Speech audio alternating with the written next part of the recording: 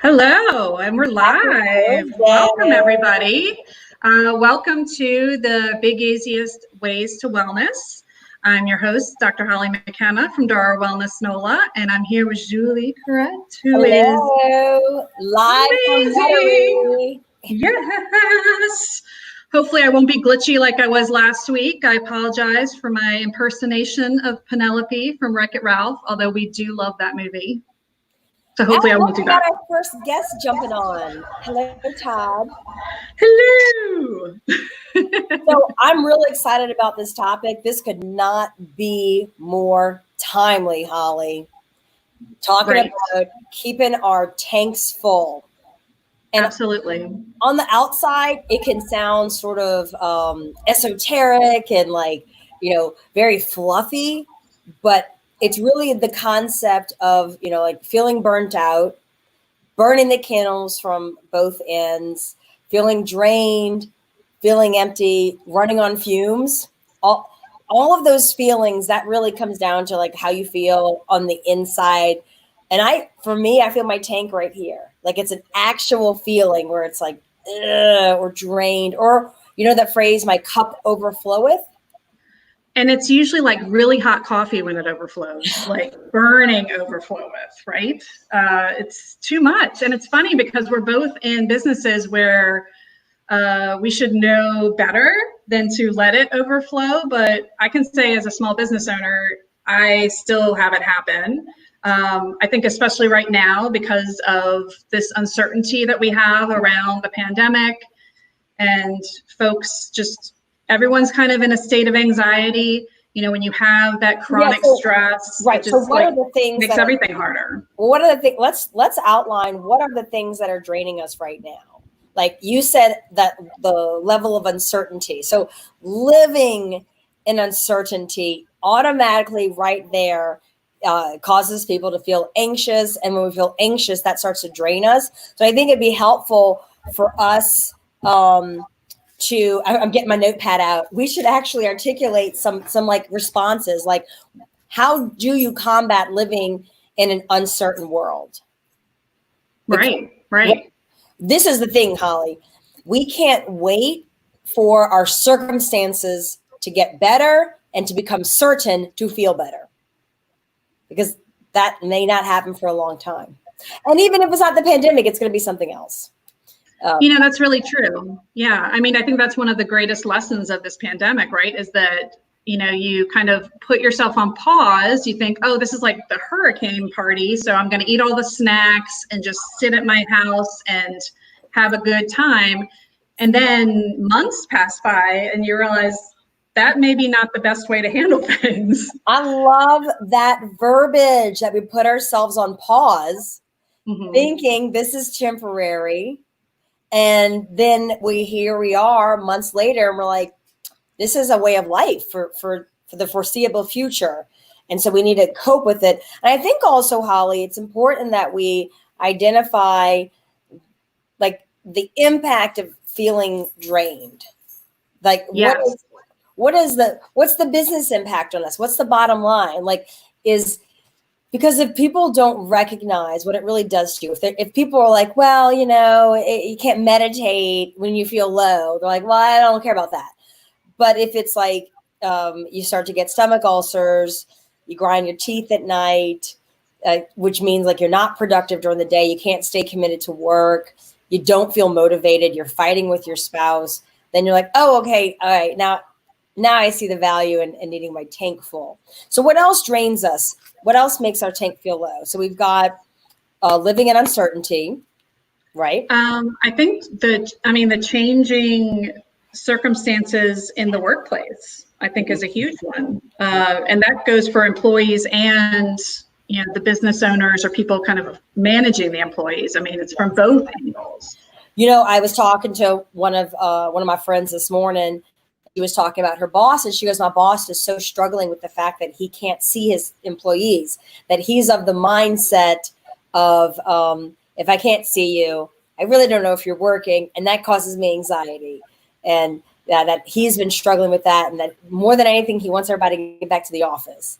And so for him having to cope and adjust, and it's not a matter of like trusting people. It's just, it's not something you're used to. You don't get those dynamics, and that's hard. Like, I don't know how to manage to that.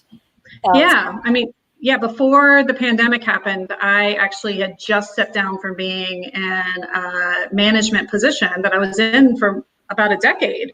And so I know from that perspective, you know, a lot of my time was spent walking around the service area, and you sure were folks applauded for had that. their needs met. And they wanted you to do that. That was like the hallmark of a great leader, was spending time in the area. And now you're like, well, I'm in my pseudo dining room playhouse for my kids. So how am I justifying being a good leader now if I can't even be in the same room with people? So it's hard for managers.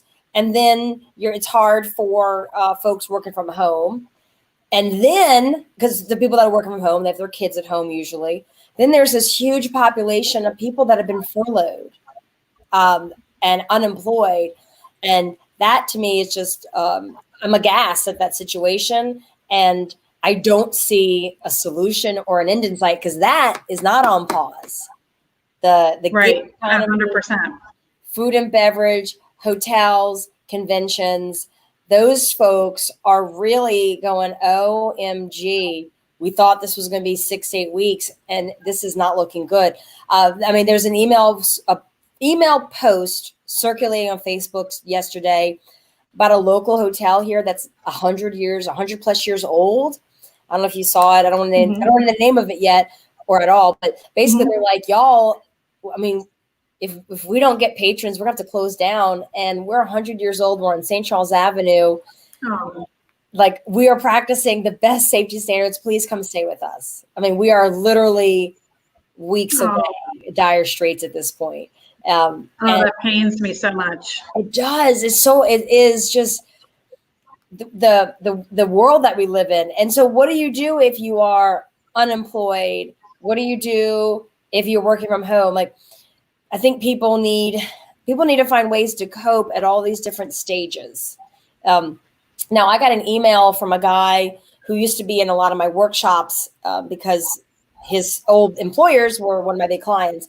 And he's like, hey, I don't know if you remember me, but I've been in your sessions a bunch. Do you have any advice? Because, I mean, this is not looking good for me. And I'm like, absolutely. Let's talk today. And so I'm going to call him in a couple hours. Oh, I'm glad he reached out to you. I think that's a great thing to do. Like, that is almost top of the list.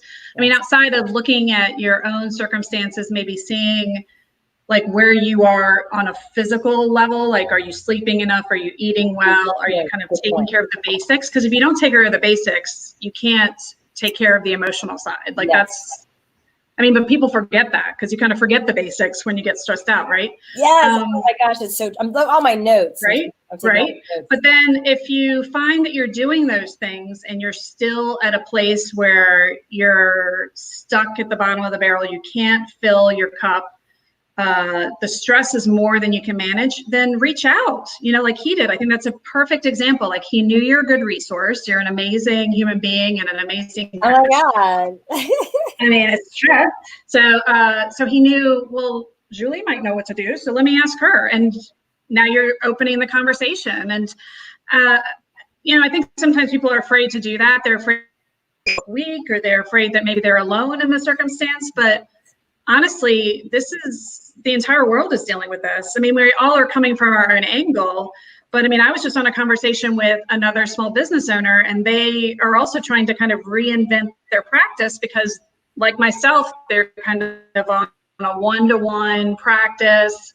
Their business model was seeing folks in the office, and some of their folks are willing to do like the telehealth circumstance, but some are maybe not there yet. And so trying to kind of figure out a way to navigate that and still help people get their needs met, because the services are still valuable. It's just folks kind of looking at it from a different way, and maybe trying things that are different and maybe scary a little bit, because, they're new.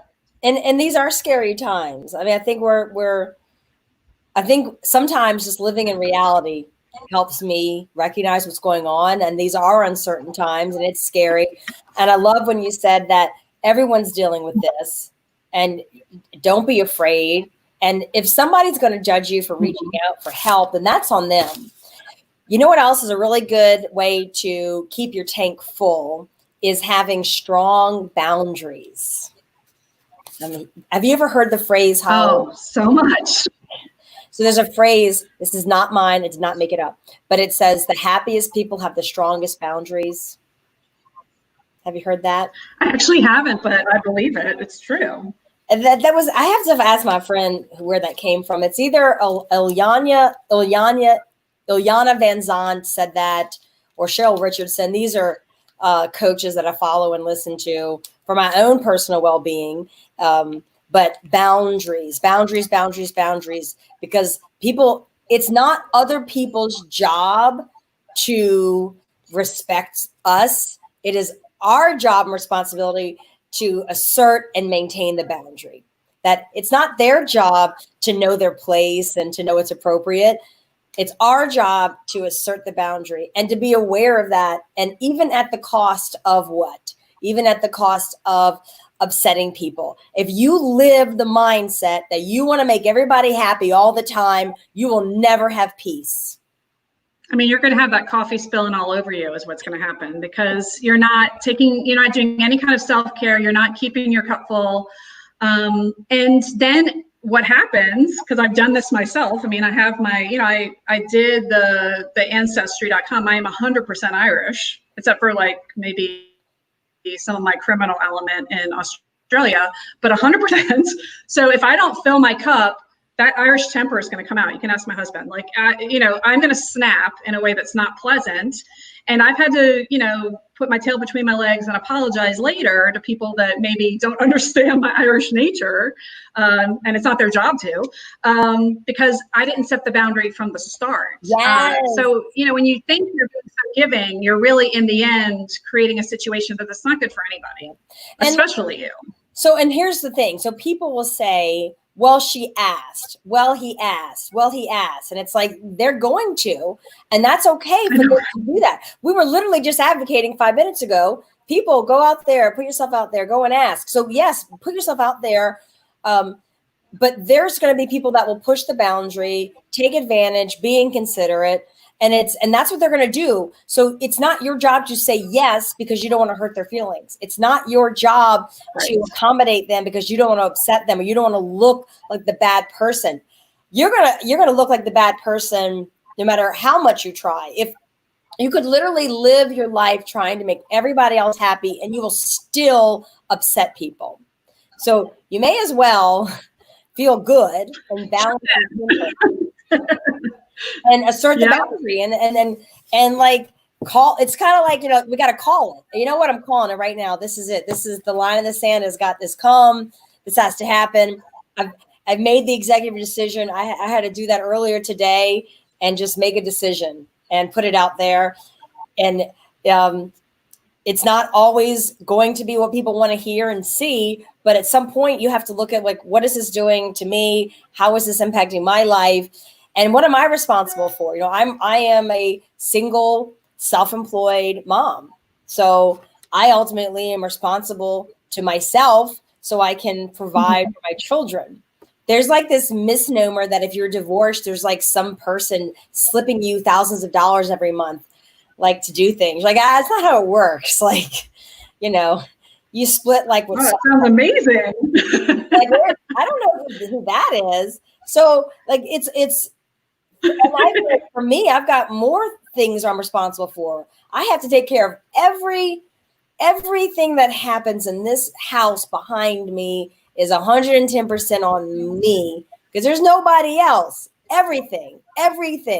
So with that said, I really have to be careful of where my energy goes and who I'm allowing in my space and what's draining me and what's fueling me and where I choose to put my attention. That's another thing that drains you. Where do you choose to put your attention?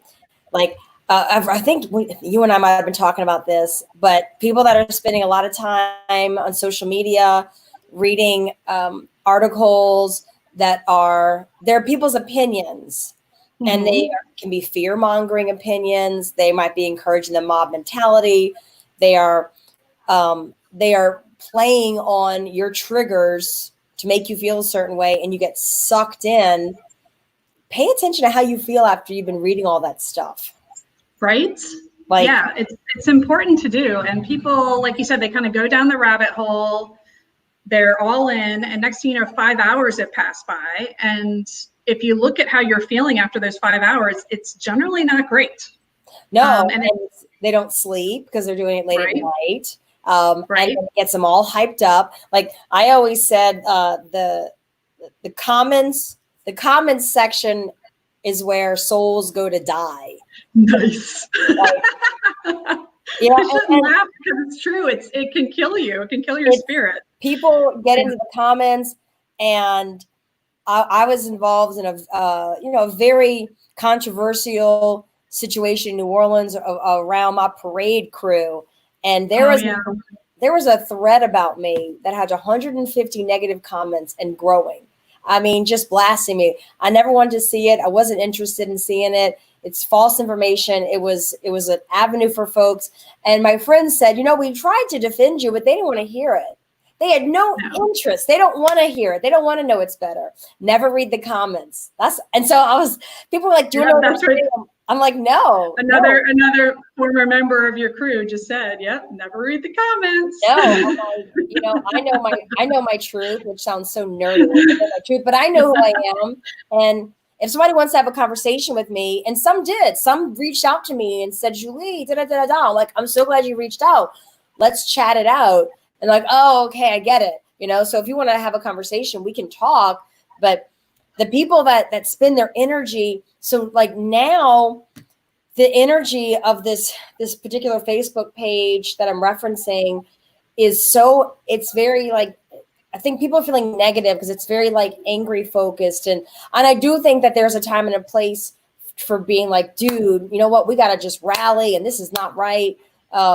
But then you have to balance that and take a little step back and go, okay, now hold on. And let's get some. And remember that it's not IRL, right? Like what's happening on Facebook, what's happening on Twitter, wherever you're spending your social media time is not real life. It's not real life. I would love oh my God, Holly, could you imagine with the stuff that was said about me, somebody walking up to me in Winn-Dixie and being like, you're in New Orleans? I don't think so. Hey, baby. No, I don't think so. It's people get behind the keyboard and they get all riled up. And, I encourage you not to do that, folks. And you are not a bad citizen if you don't read every piece of something posted online, because we're allowed to post whatever we want online. So that means anybody can post whatever they want. So you need to be very choosy about what you read, what you see, what you're looking at. I mean, even talking about this is giving me a freaking headache. Well, and that's something I was going to say. Like, if you see yourself starting to read the comments of wherever you're looking, whether it be Kanye running for president or whatever it is. Is that real, though? Is that real? I had to go there. No, is it real? But if you start doing that and you notice your heart sinking, getting really upset, maybe your kid even, like I've had my kids say, Mommy, stop looking at that, or your loved one, whomever, saying like, why you got that look on your face? Or you just feel it yourself. You feel the crinkle in your brow happening. Take a breath and back away. It's okay to step away. Right. I don't need Botox. I won't need Botox. Take some time. Okay. Right? Is Kanye really, what you gotta do. Is Kanye really running for president? I mean, I have to ask my brother. He's a Kanye guy, but wow, these things. Yeah, you have a sibling who you define as a Kanye guy. No, he just happens to like know all the social media things. That's his job. I was like, wow, he's a big fan. That's amazing. I don't know. I don't want to put that out there. Give yourself permission to enjoy happy things. You're not a bad human being, and you're not a not social activist if you are not constantly engaging in these things. Like I'm reading books. I'm reading White Fragility. I'm leading a book club on white fragility. I'm reading other books on race in our climate today. So I am educating myself, and and that's the thing. Like you have to do what's right for you. So just because And then that means I get to go on social media and I get to look at fun, interesting stuff, and I get to not be angry. It's just because you're not angry all the time doesn't mean you don't care. And right.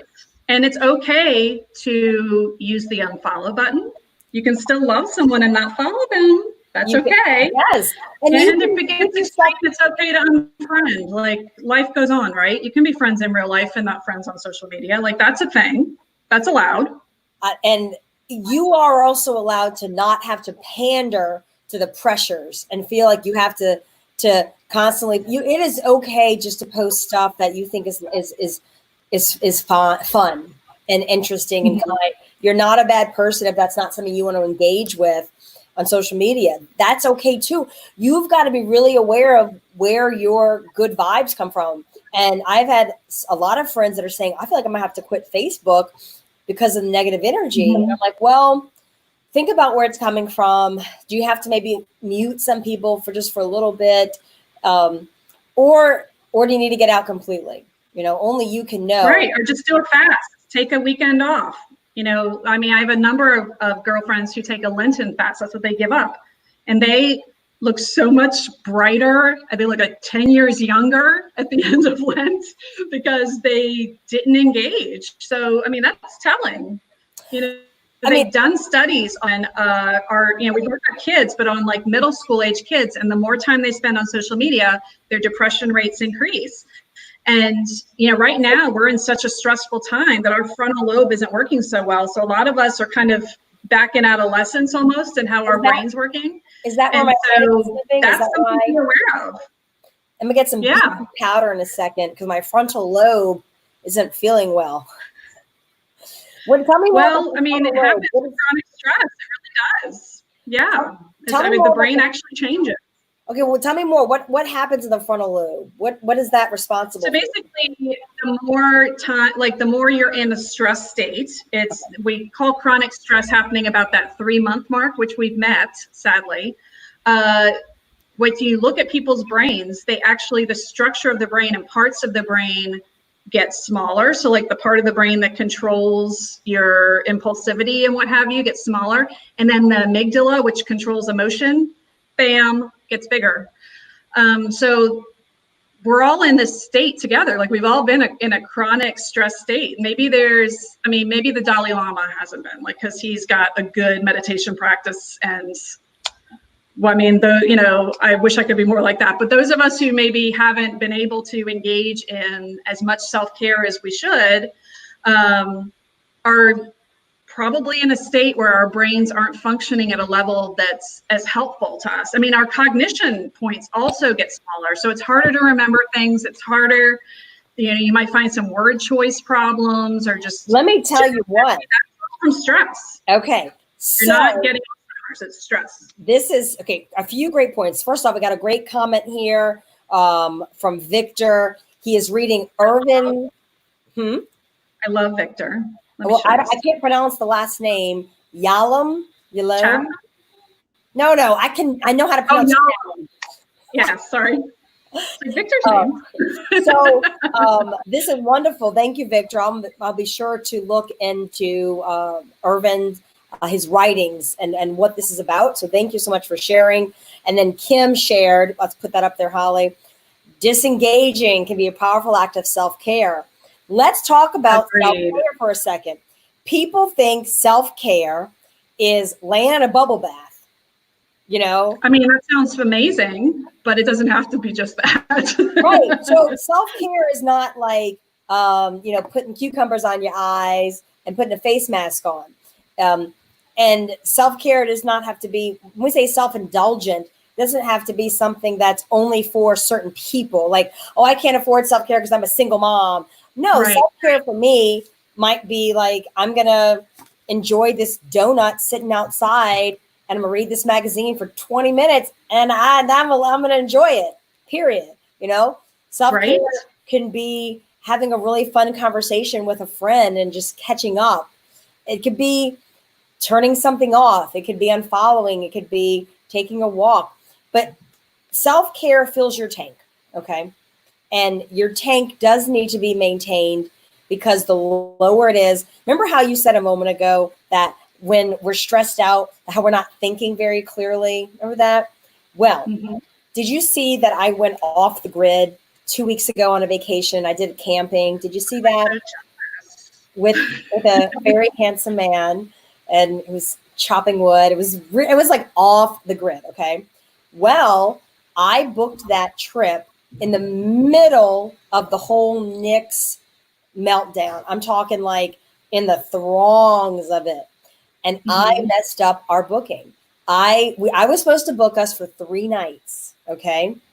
And I looked at it and I thought that's what I was doing. And then the day after the second night, the owner shows up and we're like, hey, what's going on? You just checking in on us? She's like, aren't you guys checking out? And we're like, no, we booked it for 3 nights. And she goes, oh, you did? And I look and I go, oh my God, I booked us for 2 nights. And I looked at Tom and I said, this is because I booked this during that whole, when everything with Knicks was blowing up. I said, this is exactly why I made this mistake. I was sleep deprived, stressed out, exhausted, crying, upset. And I'm looking at the reservation when I'm making it and you're like, okay, these are the dates. Yes. And I made this mistake. Still happens. It still happens. Yep. And it's funny because people will come to me, I mean, outside of this pandemic, just with regular life stressors, which are big enough without this big pandemic happening. Oh my God, thank you, right? Right? And they're afraid that they are at age 40 getting Alzheimer's or dementia because they can't remember the basic things. And I have to explain to them, no, this is what stress does to your brain. It changes how your body works. And biologically, there's science behind it. It's not all in your head, or it is, but it's scientifically in your head. Like, it's okay. It's all in your head. No, I mean, it is all in your head, but like scientifically it is. Tell us more about this. Tell me more about how stress changes how your brain works. This is so interesting. Well, it makes it so that thinking clearly isn't something that comes to you. Like, learning is really difficult. And so, I feel for like the college kids who are trying to do everything online with this uncertainty. I especially feel for the kids that maybe are here on visas for as a student, and now they have this concern about, can I finish my PhD that I've worked for 6 years, or do I have to like give it all up because of something out of my control? Imagine being in that situation and then trying to work on said PhD or whatever it is you're working on. Oh my gosh, I love that. Talk about self-care. Like, oh my God, I felt that virtual hug over here. I love it. Yes. Oh, yes. Sweet love. Yes. Okay, let me get back to Holly, okay? I mean, yes. I think a self-care break is okay, even on Facebook and YouTube Live. I think that's okay. She wanted something, so. Yeah, but she wanted she's getting her needs met. What a perfect example of asking. You cannot GET if you don't ASK. Oh, look at you! I feel like doing like dropping. I have an executive coach. That's where I learned that. I love that. So, like, can we feel? Oh, wait, which? Like my friend over here. You're jumping a little bit. So the big question is, Holly, can we feel less stressed out, which keeps our tank full? Can we feel? I know we're getting jumpy. It's okay. Can we feel less stressed out and keep our tank full, even within stressful conditions? And how do we make that happen? So we're living in this world. What do we do about it? And what are some tools that we can employ to cope? I've got some ideas. Do you have, what would you like to share? I think we talked about, we touched on the boundaries, which I think is number one, to be aware of where you're coming from and know that you can only control your own actions and your own reactions to what's happening around you. So if something is too much, you can choose to step away from it. Yeah, because you can't change what they're doing. Yeah. And that sounds so basic. It sounds so basic. It's really hard. It's hard. So say it again. You can choose your own reactions to something, and you can choose your what? Your action, like how you respond, how you behave from whatever is coming at you. You can step away. You can decide. Yeah, whether it be unfollowing someone or saying, you know what, I need to put a pause on this conversation. Can we reschedule for next Tuesday at 7 o'clock? And know then that you're having maybe a difficult conversation at that time, and preparing yourself, building your own resilience by sitting outside and having a donut or having a hug from your kid. So when you talk about choosing our own actions and choosing our own reactions, it's also important to remind us when we're concerned about other people and how they're going to respond to things, that we say to ourselves, you know what, I can do my best, I can put my best foot forward, and people can choose to want to engage and ask questions. People can choose to give me the benefit of the doubt. And I can't control, and I can only control so much if they're going to choose to assume the best or choose to assume the worst. And the way I look at it is this, like, if you do your best and you go through the motions as best as possible, and you still have people choosing negativity, then that's where they're going to go. And I can't control that. And it looks, Holly's going to jump back on just for a second. So I'm going to continue the conversation. So when you're out there and you have to make these difficult decisions, okay, and you know there's going to be pushback, you have to think about, who am I going to be managing this to? Really, truly, who's going to not respond well to the situation? And generally speaking, so self-care for those who are working from home is particularly challenging. Yes, Kim, I work from home full time, even before the pandemic, and it is hard because I'm looking at the dishes that need to get done in the sink. I got my kids running around. So little things for me make a difference. Like, I sit at my favorite spot. There's a picture window right behind this laptop that I sit by. My dog's cuddled up next to me on the couch next to my desk, having like my favorite cup that my friend gave me. And so when I look at it, it makes me think of Amelia. Little things like that to fill the cup. You don't have to do these big grand gestures, because, and I tell my managers this, I'm an executive coach, and y'all can follow my business page. It's just right here, Executive Coach Couret. I'm on Instagram as well, and on Twitter. You just got to punch my name in and it'll pop up. But I tell my clients that if you're going to be doing something to build rapport with your employees, and this is the same thing with ourselves, it's got to be easy. It's got to be something that we can plug in. It's got to be something that we can, that's very easy, almost turnkey to apply. That if I need self-care, I have to go through rigmarole, I'm not going to get it done. As a manager, to make your employees feel valued, if you have to go through all of these hoops and wait for all these circles, welcome back. Sorry. No. Kim and I were having a great conversation about that self-care has to be easy for us to implement. And as a manager, not self-care, but managing your employees and connecting with them, if you've got to do all this red tape to engage their people, you're not going to do it. Self-care doesn't have to be grand. Engaging with your employees doesn't have to be grand. It can be little things that make a difference.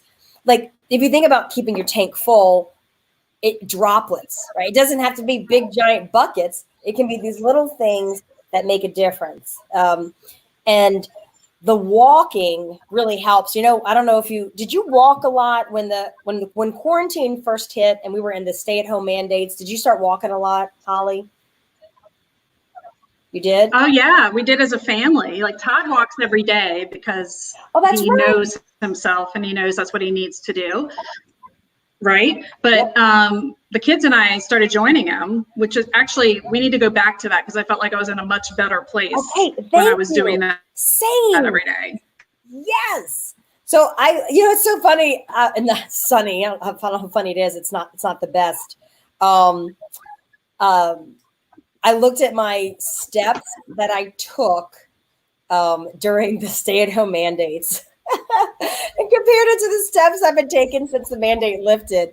And it's like, phew, it went from 12,000, 15,000 a day to like 4, and I know, right? And I do feel that the walking, the physical change helped. And that is something simple. That is something we can do. I think that you need to know your own toolbox to implement. No, I'm thinking of my own steps have also, yeah. I think that the big takeaway for folks is about being self-aware, knowing what's draining you, knowing what's exhausting you, and then knowing how to prevent it, right? And then respond to it, because you're going to keep having new things that come up. Yes. And setting boundaries does a really great job of preventing it as well as responding to it. And I feel like just getting a change of scenery. And is it true, Holly? A long time ago, a therapist of mine told me this, because I'm a big fan of therapy, love it, huge fan. So thank you for your work. But that being the physical act of walking and moving your body while thinking different thoughts actually truly does make you feel better. Like there's a chemical or there's a biological. How does that work? Tell us. There's a factor that in your brain that actually is activated when you exercise, and that helps. It really helps with your brain healing and with creating new pathways. We call it neuroplasticity, where you're able to kind of actually create connections within your brain.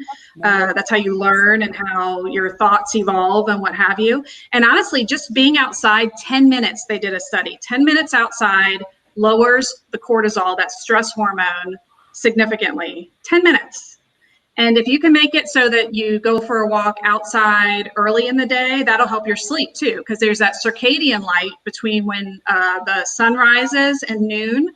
And being outside during that time actually lowers your stress level and makes it so your melatonin is produced later when you're trying to go to sleep. So it's like a win-win-win, all from just walking outside.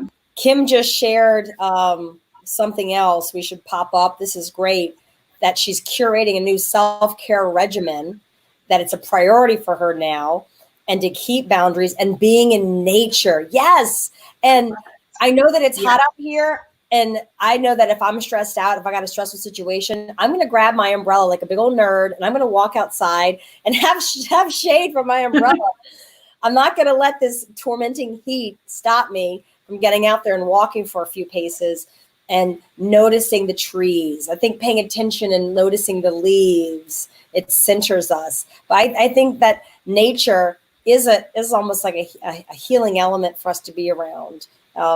And if we can't get to the beach, if you can't do all those things all the time, then walk down your street and literally just look at the trees you have around you. Like you go to a park, you can find it even if you're driving. I think that's very helpful. I know that this has been a good reminder for me. For me, my big aha moments was reminding myself that stress truly does change the way the brain works. And I want to Google more about this neuroplasticity. Did I say it correctly? Yeah. It's how your brain evolves. So it's basically, it's intentional learning. So it's not something that just passively happens, but like they talk about people, like you probably heard, like doing crossword puzzles will help you from developing dementia. Like it's basically intentionally learning new things, whether it be an instrument, I'm sure there's plenty of musicians who will teach you on Zoom, or a new language or a new way of thinking. This creates new pathways within the neurons, like they all reconnect in a different kind of way. And this has been found to be protective for things like dementia. It actually adds longevity. These are all things that are really super helpful. And then simple things like yoga, meditation, Tai Chi, all those things also help your brain heal and develop those new pathways. So that's how we use those things to help conquer things like PTSD or anxiety, depression. When you're engaging with a therapist, like you mentioned, those times that you're engaging with a therapist and talking about doing things in a different way, that's creating different pathways, and that's engaging in neuroplasticity. It's like the coolest thing ever. I mean, I could talk about this all day. You should do an episode on neuroplasticity. Oh, yes. You totally should.